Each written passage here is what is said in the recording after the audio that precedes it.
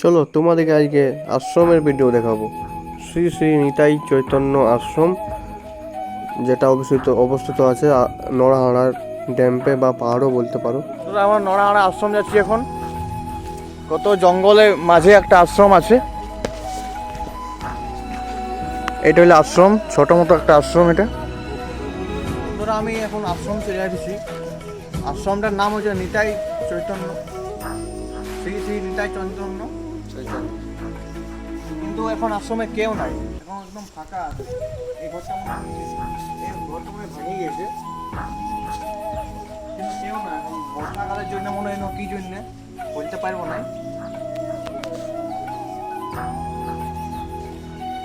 কেউ নাই, কিন্তু জায়গাটা অনেক সুন্দর, মানে মাইন্ড ফ্রেশ হয়ে যাবে। এই জায়গাটা এসে অনেক পাখির আওয়াজ, তুমি একাই বসতে গেলে একদম মানে পুরা ডিপ্রেশনে আছো, তো তুমি যদি এখানে আসো তো মাইন্ড একদম ফ্রেশ হয়ে যাবে।